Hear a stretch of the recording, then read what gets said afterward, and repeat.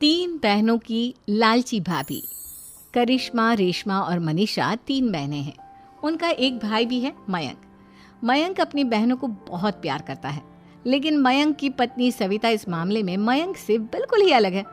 वो अपनी ननदों का जितना बुरा कर सकती है उतना बुरा करती ही रहती है और अपनी ननदों पर हुक्म भी चलाती है।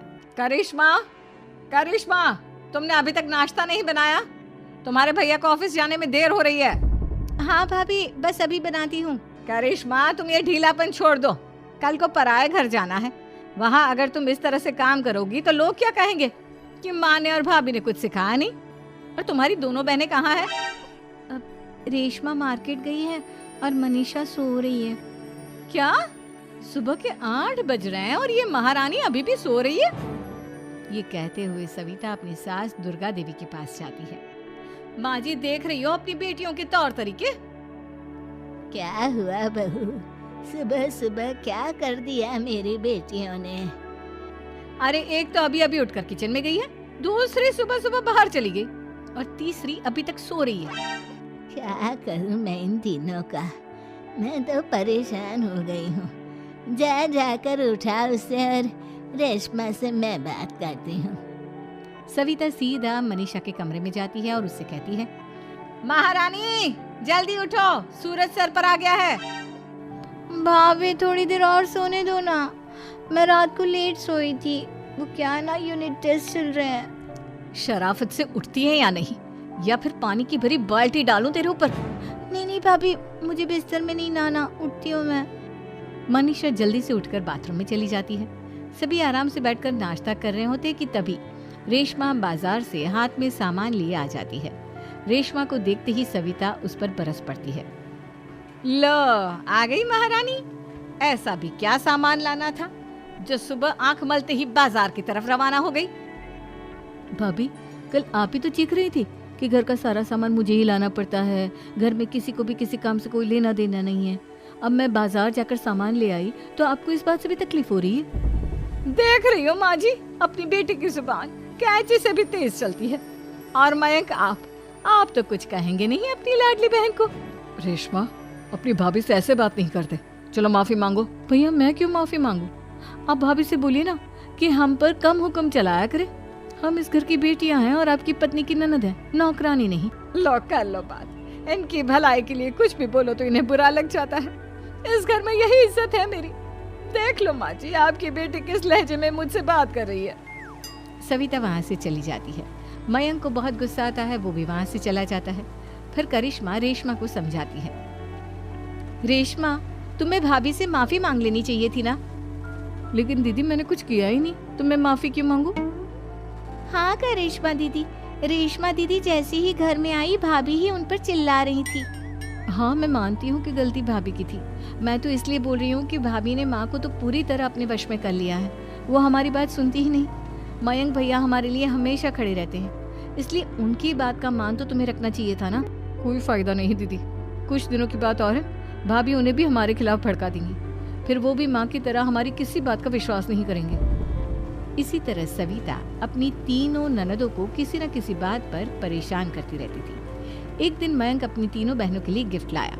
क्या रेशमा, ये तुम्हारे लिए हार का सेट। रेशमा, तुम्हारे लिए सुंदर सी ड्रेस।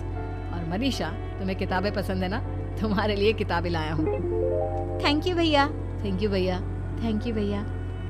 करिश्मा, तुम्हारा नेकलेस कितना सुंदर है, ये भैया कहाँ से ले आए होंगे? मैंने भैया को 3 दिन पहले फोन पर ये डिजाइन दिखाया था और आज भैया ये ले आए। सविता तो अपनी ननदों के गिफ्ट्स देखकर जल गई और करिश्मा का नेकलेस तो उसे भी बहुत पसंद आया था। अपनी बहनों के लिए कितना अच्छा नेकलेस लेकर आए हैं, मुझे कभी कोई गिफ्ट नहीं दिया।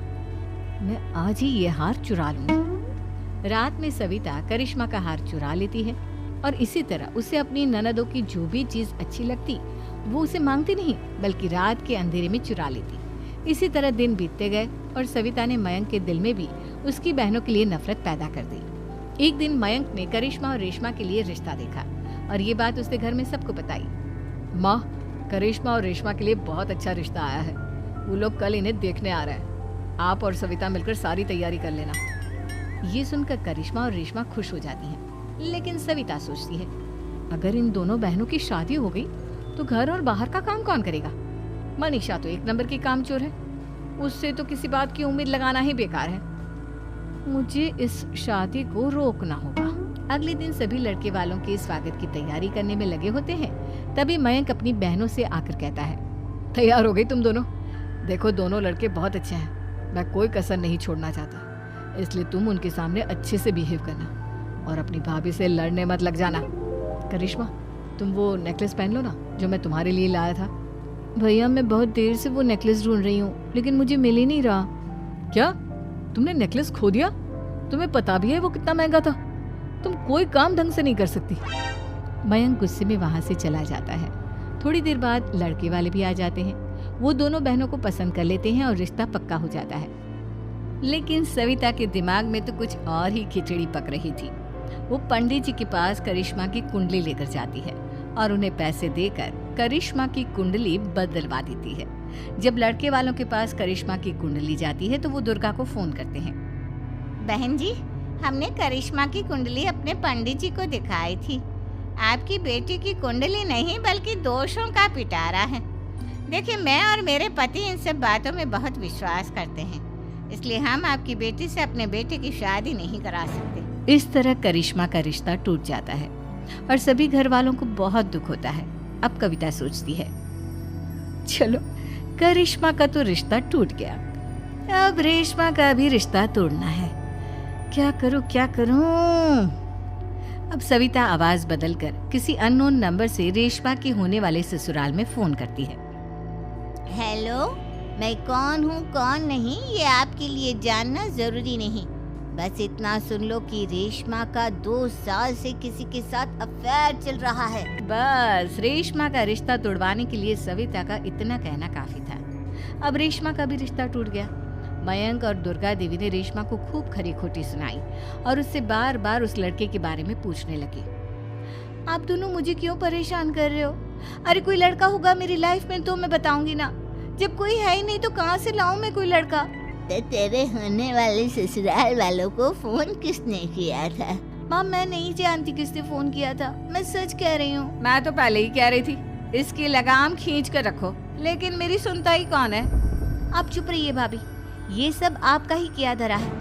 अब तीनों बहनों को विश्वास हो जाता है कि ये सब उनकी भाभी ही कर रही है। तीनों बहनें अपनी भाभी को सबक सिखाने के लिए एक वकील कर लेती है और घर में हिस्सा मांगना। देखो भैया, माँ बाप की जायदाद में जितना बेटों का हक होता है उतना ही बेटियों का, इसलिए इस घर के 4 हिस्से होंगे और हमें अपना हिस्सा चाहिए।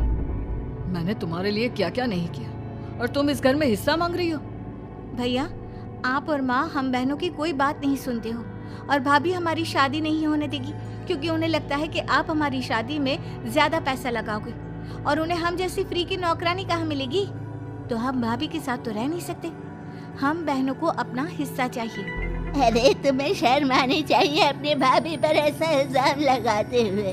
वो तुम्हारे बारे में कितना सोचती है। हाँ माँ, भाभी हमारे बारे में बहुत सोचती है। दिन रात बस यही सोचती रहती है कि किस तरह से अपनी तीनों ननदों को परेशान करूं और कभी मुझे पढ़ने भी नहीं देती। दोनों बहनों का रिश्ता भी तो इन्होंने ही तोड़वाया है और रात में हमारे कमरे में आकर हमारी चीजें भी चुराती हैं। इसी तरह सविता की तीनों ननदें अपनी बात पर अड़ी रही। अब कोर्ट में तारीख भी शुरू हो गई। जब सविता को लगा कि उसकी तीनों ननद इतनी आसानी से नहीं मानने वाली, तो उसने अपने पति और सास को सारी सच्चाई बता दी और अपनी तीनों ननद से माफी मांगी। मयंक और दुर्गा को भी अपनी गलती का एहसास हो गया। अब सविता खुद करिश्मा और रेशमा के लिए अच्छा रिश्ता ढूंढती है और उनकी शादी करवाती है।